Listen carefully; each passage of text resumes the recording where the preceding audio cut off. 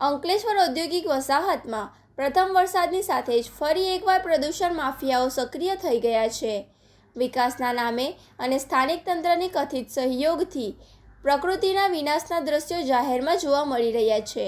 દર વર્ષે ચોમાસાની ઋતુમાં વહેતા પ્રદૂષિત પાણી બાબતે પર્યાવરણ પ્રેમીઓ દ્વારા તંત્રને લેખિત અને મૌખિક રજૂઆત કરવામાં આવતી હોવા છતાં આ વર્ષે પણ પરિસ્થિતિ એ જ ભીતર પુનરાવર્તન જોવા મળ્યું છે.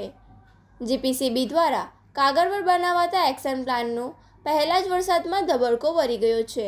છેલ્લા 20 વર્ષથી અંકલેશ્વરની જનતા અને પર્યાવરણ આ ગંભીર સમસ્યાનો સામનો કરી રહ્યા છે. નેશનલ ગ્રીન ટ્રિબ્યુનલ કોર્ટ દ્વારા વારંવાર કડક હિદાયત આપવામાં આવી છે. તપાસ સમિતિઓ નિમાઈ છે અને અસંખ્ય રિપોર્ટો પણ રજૂ થયા છે. આમ છતાં notified area, Ankleshwar industries association કે ગુજરાત પ્રદૂષણ નિયંત્રણ બોર્ડ પાસે એનો કોઈ નક્કર ઉકેલ નથી.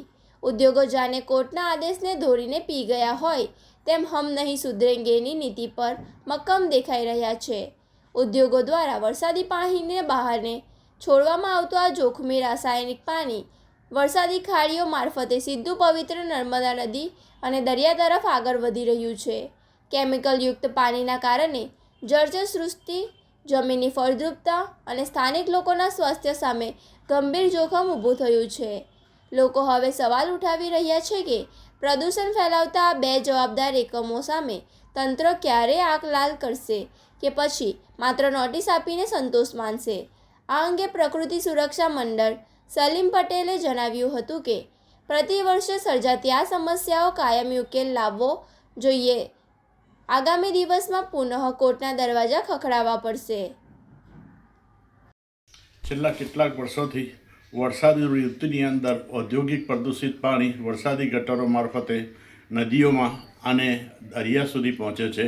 નર્મદા નદીને પણ પ્રદૂષિત કરે છે અને આ વાતોનું પુનરાવર્તન ન થાય આ માટે અમે અગાઉથી લેખિતમાં અને મૌખિક જાણ કરી હતી કે આ વખતે પ્રદૂષિત પાણી એ ખાડીઓમાં વહેવું ન જોઈએ અને એના માટે આકરા પગલાં લેવા જોઈએ.